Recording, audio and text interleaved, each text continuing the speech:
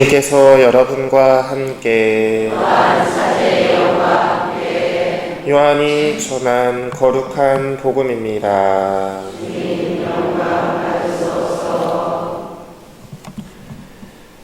그때 예수님께서 제자들에게 말씀하셨다.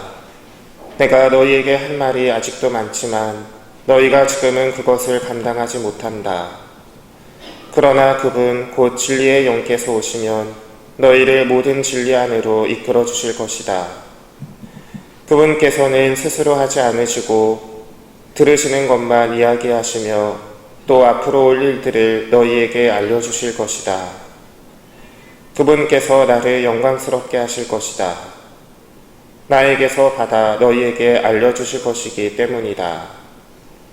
아버지께서 가지고 계신 것은 모두 나의 것이다. 그렇기 때문에 성령께서 나에게서 받아 너희에게 알려주실 것이라고 내가 말하였다.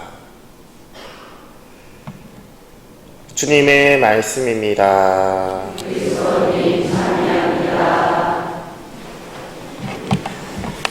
참여 예수님. 네, 우리 길동교 여러분 한 주간 동안 안녕히 잘 지내셨나요? 네, 어떻게 잘 지내셨어요? 네, 나름대로 그럭저럭 잘 지내셨겠죠?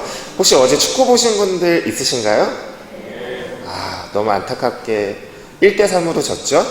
그래도 우리 20세 이하, 어떻게 보면 청소년들이에요.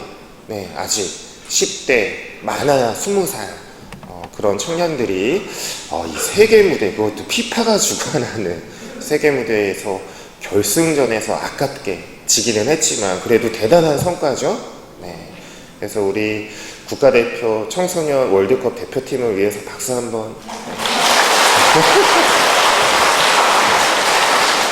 왜 해야 되는 건지는 모르겠지만 아무튼 저도 어저께 다 보고 잘래니까 잠이 안 오더라고요.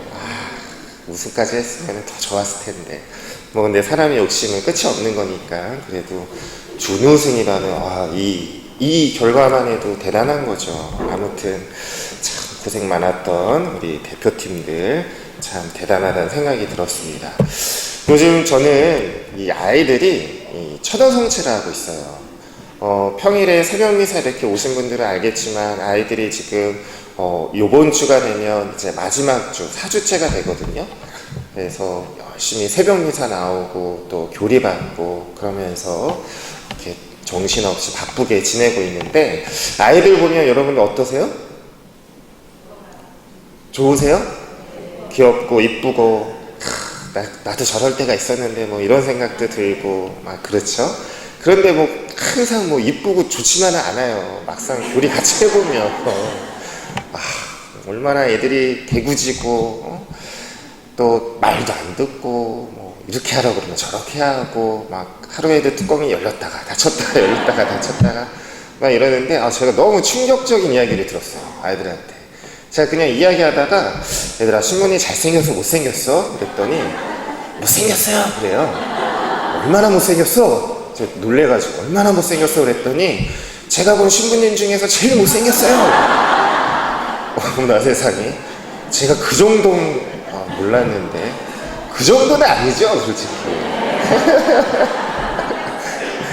네, 제가 그 얘기를 듣고 지금 그 얘기만 이렇게 떠오르면 우울해져가지고 요즘에 거울 보기가 싫더라고요.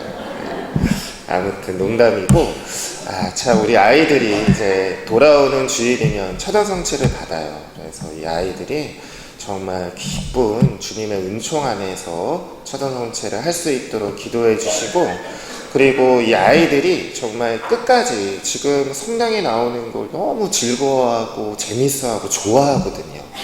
이런 중요한 처녀성체를 받는 많은 은총이 주어지는 이런 시기에 우리가 교회의 공동체로서 같은 한 식구로서 형제 자매로서 우리 어린이들이 지금의 이 신앙이 이 마음이 끝까지 유지되고 또 더 많은 이들에게 그런 빛과 소금처럼 그런 주님의 하느님의 복음과 말씀 그리고 그 사랑을 전할 수 있는 그런 아이들로 잘 자라날 수 있도록 우리가 함께 기도해 드릴 수 있으면 좋겠습니다. 아시겠죠, 여러분? 네. 오늘이 무슨 날이죠? 삼위일체 대축일. 무슨 뜻인가요, 여러분? 성부, 성자, 성령은 한 분이시다. 맞죠? 정말 맞아요? 정말요? 틀렸습니다. 성부, 성자, 성령은 한 분이시다 라고만 하면 반은 맞고 반은 틀린 거예요. 성부, 성자, 성령은 한 분이시고 또 동시에 세 분이시다. 세 분이시며 또 동시에 한 분이시다. 이렇게 대답을 해야지 맞는 정답입니다. 아시겠죠, 여러분? 네. 우리 이 삼위일체, 한 분이시며 세 분이시고 세 분이시며 한 분이신 이 삼위일체 교리를 여러분들 완벽하게 완전히 다 이해하셨나요? 아직도 못하셨어요? 네, 당연합니다. 저도 아직 이해 못했습니다.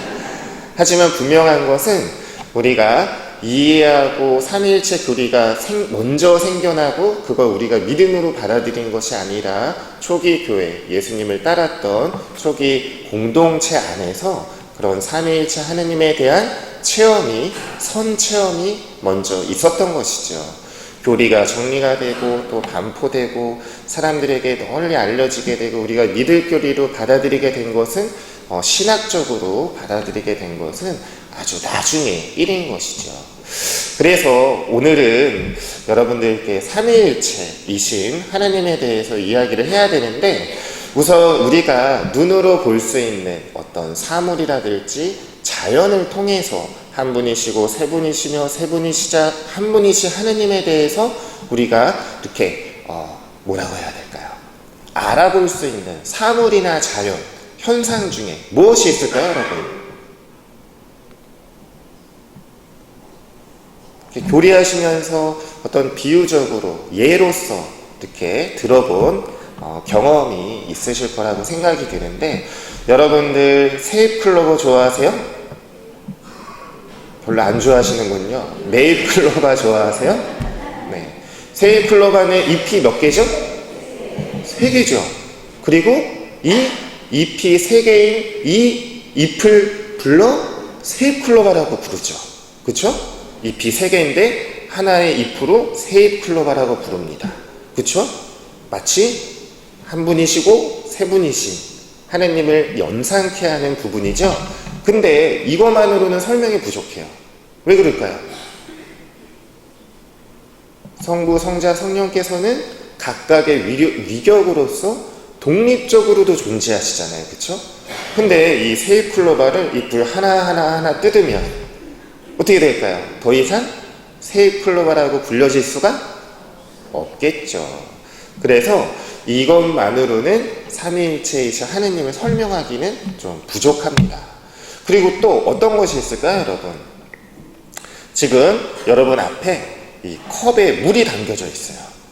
근데 이 물은 어떤 속성을 갖고 있냐 하면 이 물을 꽝꽝 얼리면 어떻게 되죠?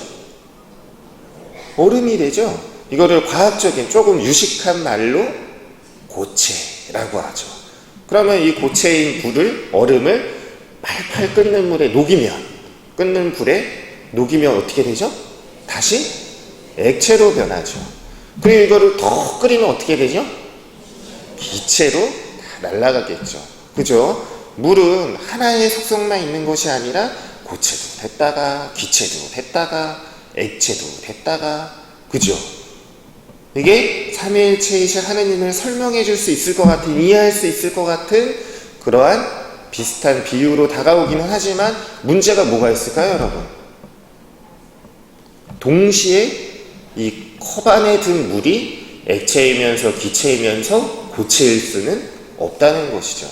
그러나 삼위일체이신 하나님은 동시에 각각 존재하시면서도 하나로 존재하시면서도 또 셋으로 존재하시는, 그래서 우리가 이 눈으로 바라보는 또 피부로 느끼는 사물이나 자연 현상을 통해서는 삼위일체이신 하나님을 다 설명하기는 어렵다는 것이죠. 그러면 우리가 어떻게 이해를 해야 될까라는 생각을 해볼 수 있겠죠. 그러나 중요한 것이 있습니다. 여러분들, 이 하느님께서 세상을 구원하시기 위해서 예수님을 보내주셨죠.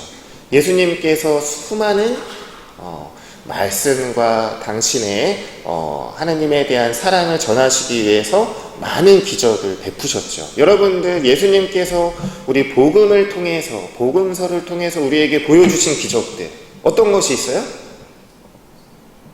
뭐가 딱 떠오르시나요?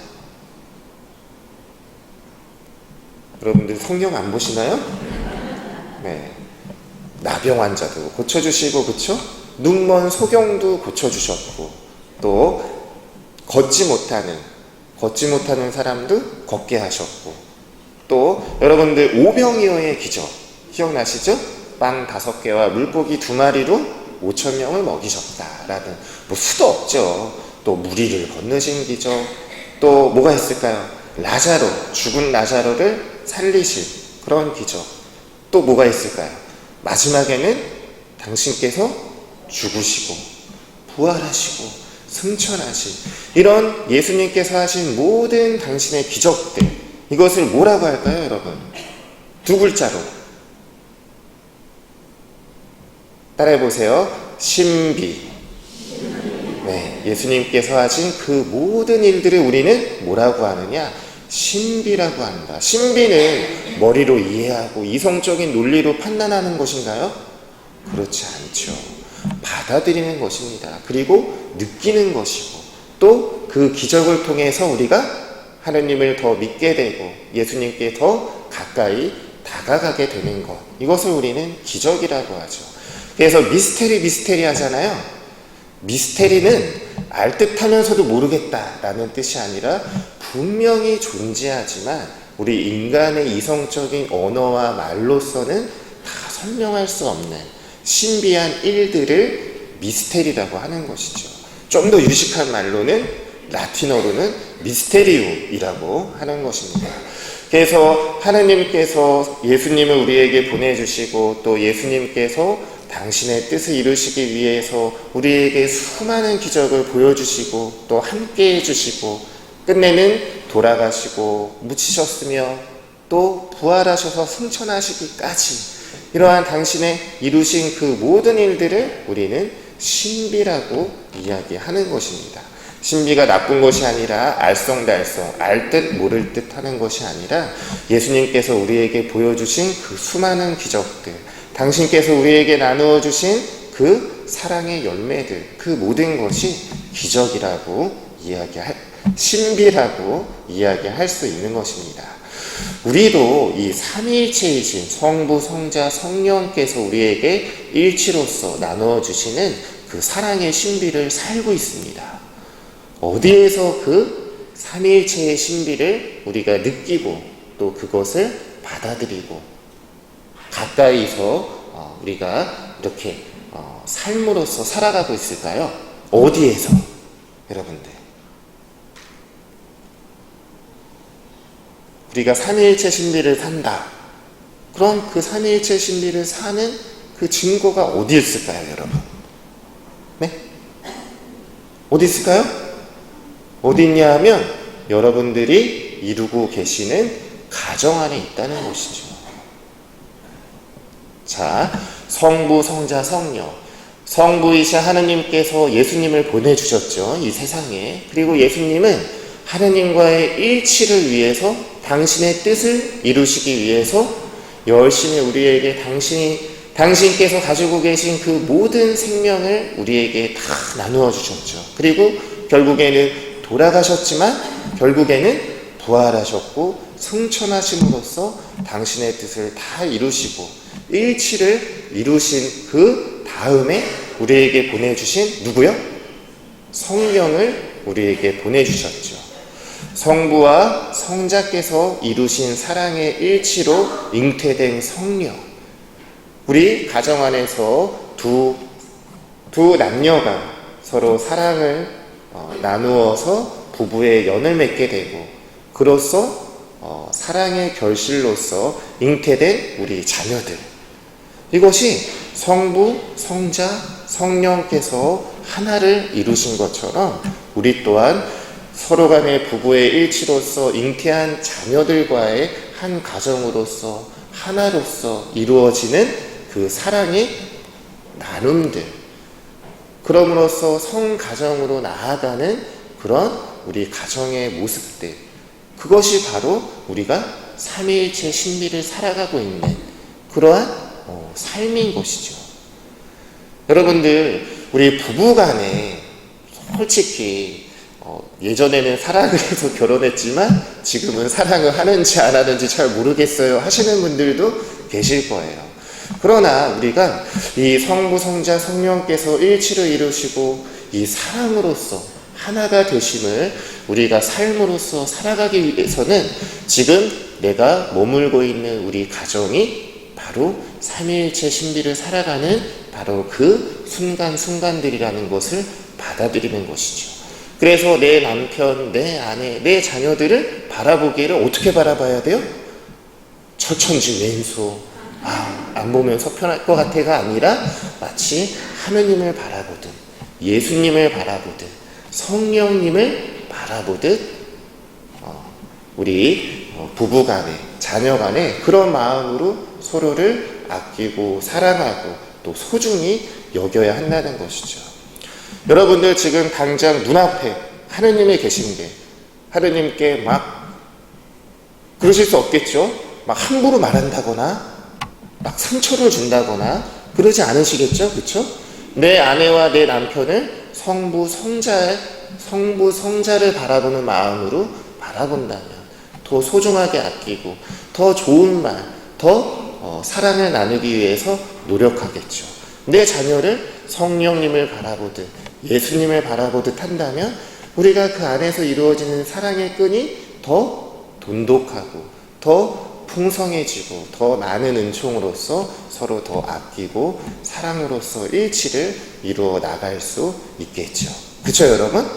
그래서 우리가 지금부터는 내 옆에 있는 사람들, 내 아내와 내 남편, 내 자녀들을 성부, 성자, 성령이신 하느님을 대하는 것처럼 그렇게 소중하고 감사하고 서로 아끼면서 사랑으로서 일치를 이루어 나감으로써 어떻게 성가정의 모습으로 차차 변화되어 나가야 한다는 것입니다. 바로 그런 경우 있어요. 우리가 부부간에 살다 보면 솔직히 안 싸울 수 없잖아요. 그런데 문제는 뭐냐 하면 싸우는 것은 싸우는 것인데 그때그때 풀지를 못해서 마음속에 더 큰 상처로 이렇게 켜켜이 쌓아놓는 경우들이 있어요. 제가 이야기를 들어보니까 어떤 부부가 막 싸우다가 그래도 남편이 화해하고 싶은 마음에 그래도 밥이나 먹읍시다. 그러니까 아내분이 밥 같은 소리 하고 있네. 네가 차려 먹어. 뭐예요 이게? 그래도 좀 풀자, 화해하자 이런 마음으로 밥이나 먹자 이렇게 던지는 이야기를 아내는 알아차리지 못하고 또 쌀쌀맞게 네가 차려서 쳐먹어 이래버리면 또 돌아올 수 없는 강을 건너는 것이에요. 그러지 말고 여러분들이 삼위일체이신 하느님의 이 삼위일체이신 사랑의 신비를 살아가기 위해서는 만약에 싸울 일이 있어요. 내 자식이 너무 죽도록 미워. 그리고 남편하고 막 욕이 막 목에서 막 나오려고 그래요. 그럴 때는 잠시 숨을 고르시고 주님의 기도를 3번만 바치시는 거예요. 그러면 싸울 일도 안 싸우게 되고 또 하느님께서 이 삼위일체적인 그 사랑의 신비를 우리에게 모두 나누어 주시는데 나도 그러한 마음으로 내 가족, 내 가정, 내 공동체, 내 지금 주변에 있는 사람들을 예수님을 사랑하듯 하느님을 사랑하듯 성령께서 우리를 보살펴 주듯 더욱 아끼고 사랑해야겠구나 이런 마음이 절로 생길까요? 안 생길까요? 네, 생기겠죠. 그래서 오늘 이렇게 우리가 삼위일체 대축일을 함께 보내면서 미사를 봉헌하고 있는데 우리 인간의 노력과 우리 인간이 서로 나누는 사랑은 늘 부족합니다. 그래서 다투기도 하고 싸우고 상처 주기도 하고 하지만 우리는 삼위일체이신 하느님의 사랑의 신비를 살아가는 신앙인으로서 늘 그러한 넘치는 일치의 사랑으로 넘치는 은총을 우리에게 나누어 주시는 주님께 우리의 부족함을 기댈 수 있고 또 늘 그 부족함을 채워주시는 은총으로서 우리 가정 안에, 우리 공동체 안에, 내가 머물고 있는 그 어느 곳에서든 주님의 사랑과 일치의 은총이 우리 안에 늘 머물고 또 그것이 채워짐으로써 우리의 신앙의 삶이 정말 하느님 아버지께서 성부, 성자, 성령으로서 그 완전한 일치로 정말 큰 기쁨의 삶을 우리에게 선물로 나누어 주셨다는 것을 더 깊이 느끼고 더 많이 감사하고 더 소중히 여김으로써 우리 가정 안에서 성가정으로 또 우리 교회가 거룩한 교회 공동체의 모습으로 나아갈 수 있기를 삼위일체이신 대축일 이 미사 함께 봉헌하면서 우리에게 필요한 도움과 은총을 간절한 마음으로 청할 수 있으면 좋겠습니다.